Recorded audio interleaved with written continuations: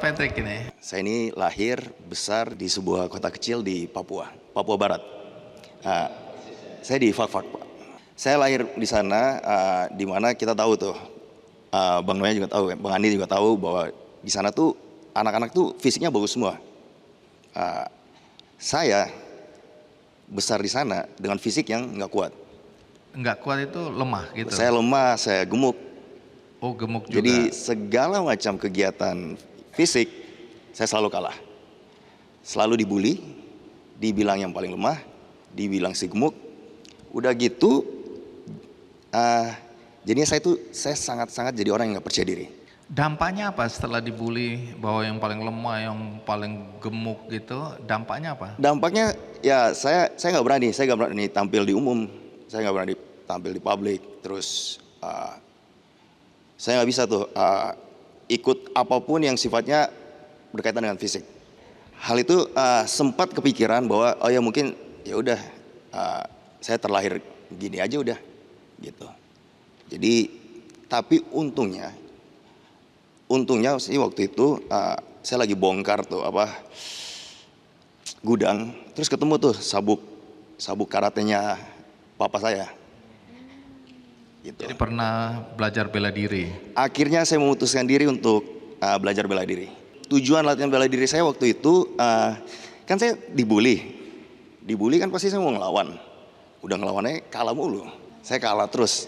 Berantem kalah. Terus karena kita tumbuh dengan film-film kungfu, terus ya udah saya lihat sabuk, dan saya memberanikan diri. Waktu itu di Kodim, seorang anak kecil nih, kelas 4 SD kalau nggak salah, 4 kelas 5 SD. Saya datang ke Kodim sendiri, saya nanya, di sini ada latihan apa sih? Gitu, sini ada latihan apa gitu. Ini yang datang, yang nerima saya tentara. Kenapa? Kata dia, saya mau latihan om, gitu. Kenapa? Berantem kalah mulu om, gitu. Terus dia nyaranin, udah bela diri pertama saya itu taekwondo. Dari kelas 5 SD itu, kelas 4 sampai kelas 5 SD itu, sampai detik ini, combat sport itu jadi nomor satu dalam hidup saya. Sampai detik ini saya latihan. Luar biasa. Dan ini punya prestasi, pernah meraih berapa medali emas dalam MMA? Saya di submission grappling 2 kali medali emas. Wow. Terus ada amateur MMA, saya 2 kali medali emas. Terus dan ada beberapa combat sport yang lain, ada yang juara 2, juara 3. Nah, bagaimana awal mula kemudian muncul gagasan untuk mendirikan atau memulai Elevate ini? Sebetulnya saya hari ini datang bang, saya mau ngaku dosa juga nih. Jadi dosa apa Ya. itu? Jadi Dosa kalau apa nih? jadi kalau saya itu sebetulnya masa kecilnya nggak pernah dibully, tapi saya itu orangnya jahil dari kecil. Jadi ternyata kejailan saya ini menjadi bentuk secara tidak langsung mengebuli orang, bang. Gitu. Oh, pelaku ini. Pelaku, saya. ini Tapi saya korban. pelaku yang sudah bertobat ya. Jadi mohon maaf gitu. Jadi memang saya badutlah di kelas dulu. Tapi setelah beberapa waktu saya menyadari ternyata kata-kata yang mau kita pikir bercandaan itu bisa menyakiti orang loh, seperti itu. Beranjak dewasa, setelah saya punya anak, namanya bapak-bapak bang, kita punya penyakit bapak-bapak, kolesterol, asam urat, darah tinggi. Di situ dokter bilang bahwa kalau kamu nggak berubah, ini sekitar tahun 2018-19, kalau kamu nggak berubah gaya hidup kamu, ada kemungkinan kamu itu nggak bisa melihat anak kamu menikah, gitu. Umur saya mungkin lebih pendek jadinya. Di situ dari orang yang dulu mungkin jahil, ngebully, terpukul sih bang. Di situ berasa mulai rendah diri, lalu energi juga sangat rendah.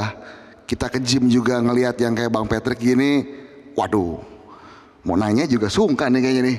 Ujung-ujungnya treadmill aja, 10 menit pulang. Habis 3 bulan nggak balik lagi ke gym, gitu. Akhirnya memang saya kenal Patrick ini sosok yang di dunia sport ini lumayan famous di kalangan teman-teman. Kebetulan saya juga belajar jiu-jitsu juga dari dia. Akhirnya kita nggak tahu gimana ketemu di sebuah gym fitness juga, dimana saya juga lagi membutuhkan solusi.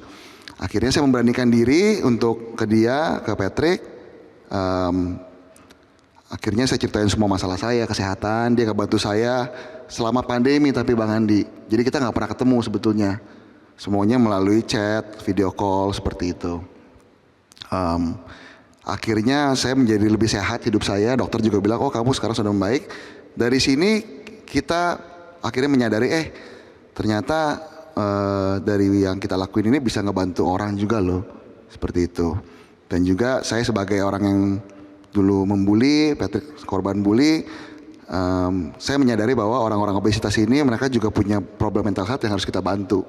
Saya dari kesehatannya ataupun dari segi mental health-nya. Nah di situ kita terbentuk, Bang. Oh, jadi mulai memikirkan kalau kita pernah mengalami, karena Jonathan dulu sempat overweight juga. Sempat ya? overweight, iya. Saya pernah Terus anaknya pernah dibully juga ya? Betul. Nah ini kena batunya saya 2 kali, Bang.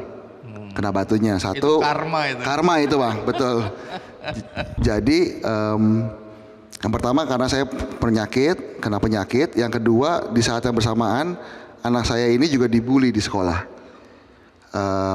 Jadi anak saya ini ada lazy eye, Bang. Jadi satunya mata fungsinya agak berkurang.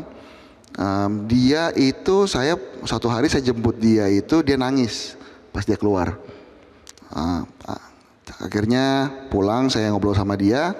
Sebetulnya masalahnya sepele, Bang. Tapi ternyata temannya itu bercanda sesuatu yang ternyata itu saya dulu gitu, Bang. Gitu. Temannya bercanda tapi dia kemudian merasa tanda kutip Iya, betul, sensitif, ya. betul. Jadi anak saya ini memang bukan tipe yang secara sosial dia tidak bermasalah, Bang. Tapi karena ada dulu mungkin matanya satu, ada yang keluar satu. Jadi temannya saat main bola seperti itu suka meremeh, suka kayak nanti gol gak nih gitu loh, nanti gol gak nih. Ternyata pas pulang ke rumah setelah dia nangisnya sudah selesai, dia nanya saya juga, Pak emang ada yang salah sama saya gitu.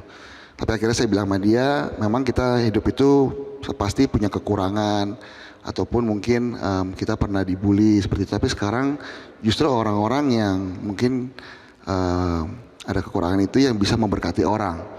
Jadi teman-teman kamu itu merepresentasikan teman-teman kamu yang punya kekurangan. Sekarang saatnya kamu jadi sebuah hero buat mereka. Oke, Gitu. terus ketemu Patrick ngadu katanya ya. Iya, betul. Terus saran Patrick apa hari itu? Mungkin ada poin yang menarik. Tadi si Joe dia cerita bahwa dia bilang hal itu kayaknya biasa aja deh yang terjadi sama anak dia. Saat itu kalau waktu ngobrol sama saya bilang sih ini nggak biasa sih, karena saya ngerasain.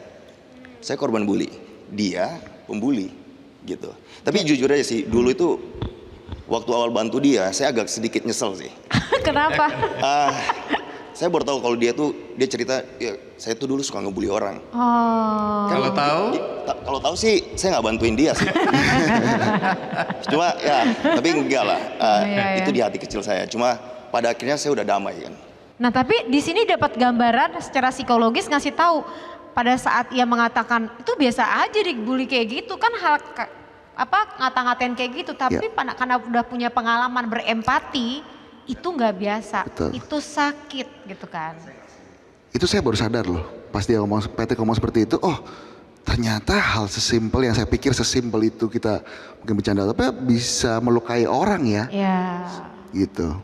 Di media sosial ini ya, di Amerika ada namanya Ryan dan Amber ya, anak kembar ini, perempuan kembar, umur 8 tahun. Yang satu ini langsing, yang satu agak overweight lah, agak gemuk gitu. Bukan agak, mungkin gemuk ya dibandingkan dengan adiknya atau kembarannya. Nah, satu hari menjelang Natal, Ryan ini kan biasa orang tua kan suruh, ayo kamu bikin surat ke Santa Claus ya. Apa harapanmu tahun ini atau apa permintaanmu? Nah, si Ryan ini adiknya atau kembarannya yang kurus ini, aku kali ini tidak minta sesuatu barang. Aku minta kepada Santa Claus agar dia mengabulkan doaku supaya teman-temanku tidak lagi membuli saudaraku ya, terutama fisik. Nah, waktu dia menulis surat itu kan yang membaca orang tuanya. Orang tuanya kaget bahwa ternyata anaknya di sekolah dibully. Sehingga hari itu memang keputusan akhirnya adalah memindahkan anaknya ke sekolah yang lain. Nah, jadi banyak orang tua yang tidak tahu bahwa anaknya mengalami pembulian.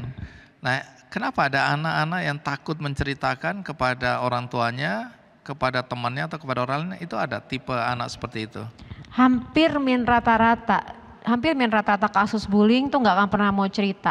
Jadi nggak ada satupun kasus ditemukan TK sekarang udah banyak yang bully loh. Anak TK itu datang ke saya sebagai pasien, ibunya anaknya nggak mau makan. Anak TK bayangin aja, kenapa? Karena saban hari dikatain suka dicubitin karena dia cabi. Ih lucu banget. Tuh anak diem, akhirnya dia nggak mau makan, ibunya bingung.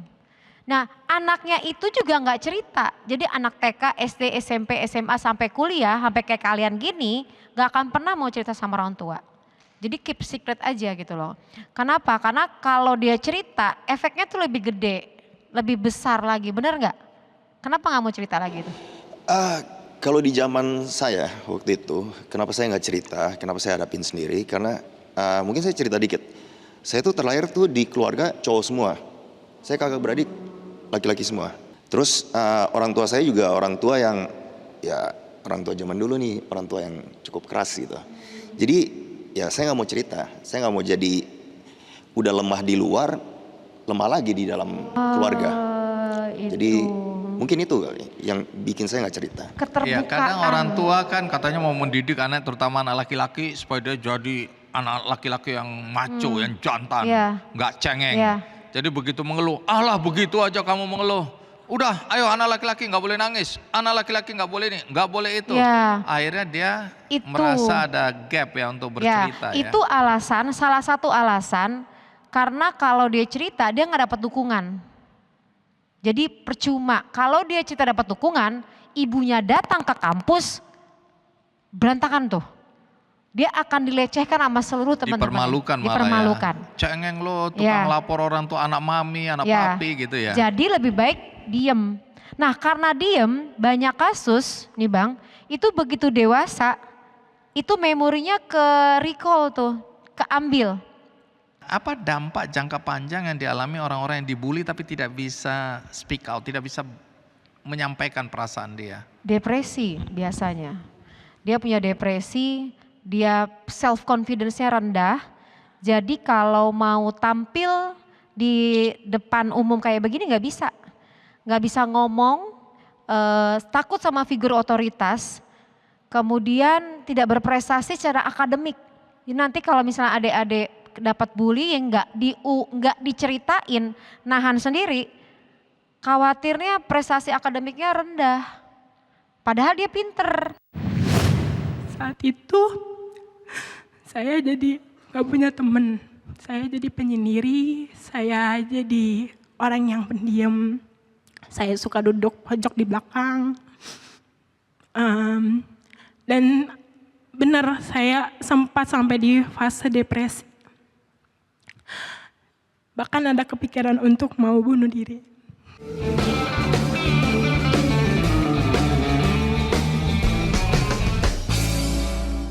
Jelajahi cara baru mendapatkan informasi. Download Metro TV Extend sekarang.